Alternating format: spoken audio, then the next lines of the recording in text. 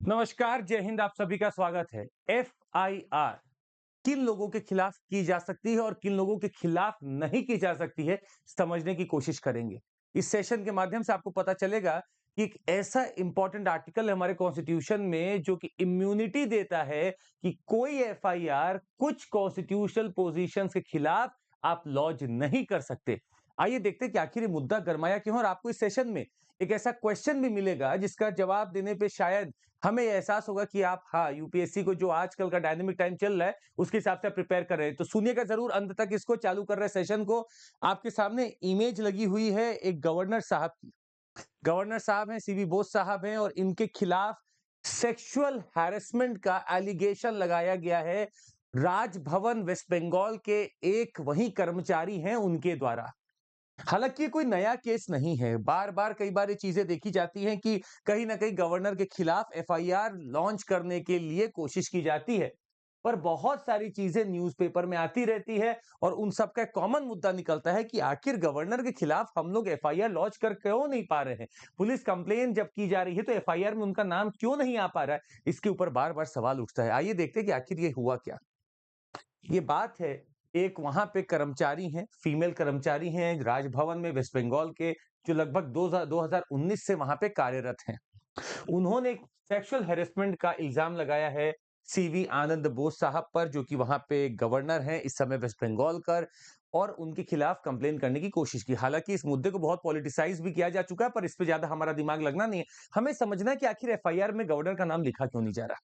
और हमारे पॉलिटिक के पूरे दरमिया में एक बहुत इंपॉर्टेंट आर्टिकल है जो आपको पता होना चाहिए। उस आर्टिकल का नाम है 361, जो सिर्फ गवर्नर ही नहीं, हमारे राष्ट्रपति को भी देता है एक बहुत बड़ा इम्यूनिटी का सोर्स। जी हां, article 361 protects president and governors and Rajpramukh from any case against them. अब इस वर्ड को बहुत गौर सुनिएगा, एनी केस में क्या क्या आ रहा है।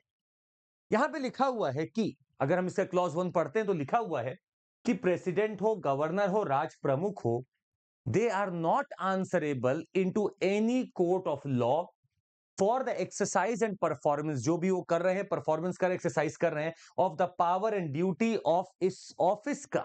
मतलब ऑफिस के समय वो जो भी कार्य कर रहे हैं, जो भी परफॉर्मेंस कर रहे हैं, कोई भी ड्यूटी निभा रहे हैं, उसके लिए उनको कोई कोर्ट में बुलाया नहीं जा सकता कि आप ऐसा क्यों कर। तो एक स्वाभाविक सी बात है कि उनके ऊपर आप कोई क्वेश्चन नहीं लगा सकते हैं। ये जरूरी भी था देना, क्योंकि आप प्रेसिडेंट की बात कर रहे हैं, जो राष्ट्रपति हैं, वो फर्स्ट सिटीजन है आपके। आप गवर्नर की बात कर रहे हैं जो कि उस स्टेट के एग्जीक्यूटिव में हेल में आ रहा है। आप उससे सवाल अगर पूछेंगे, अगर उन्हीं पे भरोसा नहीं है तो आप बाकियों पे भरोसा करेंगे कैसे? तो आर्टिकल तो बहुत संभल के लिए यहां लिखा हुआ है, पर क्या कई बार इस आर्टिकल को देखते हुए लोग बच भी जा रहे हैं? आइए देखते हैं। इस आर्टिकल में यह भी लिखा हुआ है that the conduct of the president may be brought under review. President के लिए लिखा हुआ है कि उनका कंडक्ट रिव्यू में लाया जा सकता है बाय एनी कोर्ट, ट्रिब्यूनल और बॉडी अपॉइंटेड और designated by either house of parliament for the investigation of charge against him. पर आर्टिकल 61 के अंतर्गत, ये आर्टिकल 361 इम्यूनिटी दे रहा है, पर आर्टिकल 61 इंपीचमेंट ऑफ प्रेसिडेंट की बात है, जहां पे हो सकता है house, one of the houses of parliament, एक कोर्ट को, एक ट्रिब्यूनल को, एक अथॉरिटी को इन्वेस्टिगेट करने के लिए अथॉरिटी देता है। यह किया जा सकता है, पर आर्टिकल 61 के तहत, मतलब सामान्य समय में आप उनके खिलाफ नहीं कर सकते हो एफआईआर, पर आप उनके कंडक्ट को, बिहेवियर को कोर्ट में ला सकते हैं। कब लाएंगे? जब आर्टिकल 61 में उनके खिलाफ इंपीचमेंट का मोशन आ चुका है और अब उनका कंडक्ट डिस्कस किया जा रहा है। अगर वो नहीं है इंपीचमेंट का मोशन, तो आप उनको कहीं पे भी कोर्ट में नहीं ला सकते। दूसरा चीज देखते हैं इस केस में। एक और इंपॉर्टेंट, ये आर्टिकल में एक बहुत इंपॉर्टेंट चीज है कि कोई भी क्रिमिनल प्रोसीडिंग व्हाटसोएवर, कोई क्रिमिनल प्रोसीडिंग आप प्रेसिडेंट या गवर्नर के खिलाफ नहीं लगा सकते। कब तक? During the term of the office. इसका यह मतलब है, टर्म ऑफ ऑफिस जब खत्म होगा उसके तुरंत बाद अगर आप चाहें तो आप क्रिमिनल प्रोसीडिंग लॉन्च कर सकते हैं। पर जब तक वो ऑफिस में है, गवर्नर और प्रेसिडेंट, आप उनके खिलाफ कोई भी क्रिमिनल प्रोसीडिंग्स नहीं लगा सकते हैं। तीसरी बात, कोई भी अरेस्ट या इम्प्रिजनमेंट की बात आप इनके लिए कर ही नहीं सकते हैं जब तक ये अपने ऑफिस में है और इनका टर्म पूरा बाकी है। आप इनके खिलाफ अरेस्ट या इनको कहीं भी इम्प्रिजनमेंट की बात नहीं कर सकते। और बहुत स्वाभाविक सी बात है, इट इज योर डिग्निटी। मतलब राष्ट्रपति और गवर्नर की आप बात कर रहे हैं, वो पहले सिटीजन्स हैं अपने अपने राज्य और अपने राष्ट्र के। आप उनके खिलाफ कैसे अरेस्ट और इम्प्रिजनमेंट की बात कर सकते हैं? पर इन सब के दौरान ये बात भी तय है कि जैसे ही उनका इंपीचमेंट हो जाए, रिमूवल हो जाए गवर्नर का, या ये दोनों रिजाइन कर दें, तो अलग बात है। अब हम आपसे यही पूछना चाहते हैं कि आखिर प्रेसिडेंट को अगर रिजाइन करना है तो वो किनको अपना रेजिग्नेशन लेटर सबमिट करेंगे?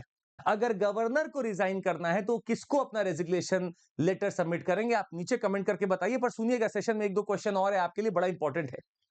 यहां पे बात करने जा रहे हैं हम आपसे कि क्या कोई भी प्रोसीडिंग्स नहीं हो सकती प्रेसिडेंट और गवर्नर के खिलाफ? ऐसा नहीं है। आप सिविल प्रोसीडिंग्स लॉन्च कर सकते हैं, पर यह तभी होगा जब प्रेसिडेंट और गवर्नर को आपने किसी एक सिविल लॉ के तहत, या उन्होंने कोई सिविल का लॉ वायलेट किया है उसके तहत, आप उनको 2 महीने की नोटिस भेजिए। 2 महीने की नोटिस के तुरंत बाद आप उनके खिलाफ सिविल प्रोसीडिंग्स कर सकते हैं। तो no criminal proceeding whatsoever, but you can institute civil proceedings. But the thing is, you must serve them 2 months of notice, then only civil proceedings can take place. ये इनके लिए बहुत बड़ा एक इम्यूनिटी का सोर्स बना है। आइए समझते हैं एक रूलिंग के बारे में। 2006 की बात है, Rameshwar Prasad versus union of India का केस है। इसने काफी चीजों पे मोहर लगा दी। 2006 की है, Rameshwar Prasad versus union of India, और इन्होंने एकदम साफ किया कि इवन ऑन एलिगेशन, अगर भले ही एलिगेशन हो, फिर भी मैं गवर्नर को कंप्लीट इम्यूनिटी एंजॉय करते हुए देख रहा हूं, कोर्ट बोलती है, क्योंकि आर्टिकल 361 ओवरराइड कर रहा है। मतलब भले ही साफ दिख रहा है कि एलिगेशन है, पर्सनल मैलाफाइट्स का दिक्कतें हैं, पर तब भी सुप्रीम कोर्ट ने हेल्ड किया कि आर्टिकल 361 इम्यूनिटी दे रहा है। I can not enter this ambit. तो इस जजमेंट में बहुत चीज क्लियर हो गई कि आप एफआईआर नहीं कर सकते। दूसरा, अब हम आपको एक केस स्टडी दिखाना चाहेंगे। केस स्टडी है 2017 में supreme court allowed fresh charges of criminal proceedings against BJP leader L के आडवाणी साहब, मुरली मनोहर जोशी, उमा भारती। ये कब का था? 1992 का। डिमोलिशन हुआ था कहीं पे बाबरी मस्जिद का, उसके लिए इनके खिलाफ क्रिमिनल प्रोसीडिंग्स चली थी। हालांकि सब एक्यूटेड है आज। हावेवर, इस ट्रायल में कल्याण सिंह जी को नहीं लाया गया था। उसका रीजन है क्योंकि he was then the governor of Rajasthan. तो जब तक आप उस पद पे हैं, आपके खिलाफ क्रिमिनल प्रोसीडिंग्स नहीं की जा सकती। केस स्टडी बड़ी इंपॉर्टेंट है। इसके साथ ही हम आपको बताना चाहेंगे कि अगर क्रिमिनल प्रोसीडिंग्स हुई भी हैं जिस जगह पे, 2017 की बात है, मेघालय के governor V Shanmuganathan, following a nudge from the centre, resigned after allegations of sexual harassment. अब इनके खिलाफ लगाया जा सकता था। 2009 आंध्र प्रदेश गवर्नर एनडी तिवारी ने जब रिजाइन किया, तब उनके ऊपर लगाया जा सकता था चार्ज, इसके पहले नहीं लगाया जा सकता था। अब आपके सामने एक सवाल है। भारत में 2-3 एफआईआर के नाम होते हैं। एक होता है जीरो एफआईआर, एक होता है क्रॉस एफआईआर, और एक मल्टीपल एफआईआर से, जो बड़ा इजी है। आपको बताना है कि जीरो एफआईआर क्या होता है और एक मेरा क्रॉस एफआईआर है वो क्या होता है। आपको नीचे कमेंट करके बताना। देखते हैं आप कहां तक पहुंच रहे हैं। This is not in books, this is paper, totally dynamic concept. और ऐसे ही डायनेमिक कॉन्सेप्ट के लिए हम जाने भी जाते हैं। आप इन लोगों के चेहरों को देखिए, they have been benefited. I want your face to be here now.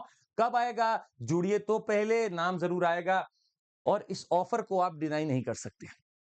हम मात्र 24,999 में we are offering a course of 15 months. Imagine 15 months, mains तक का प्रिपरेशन होगा आपका 15 महीने का, 24,999। पर कैसे मिलेगा? आपको वहां एक कोड देना पड़ेगा। वो कोड है CMC कोड।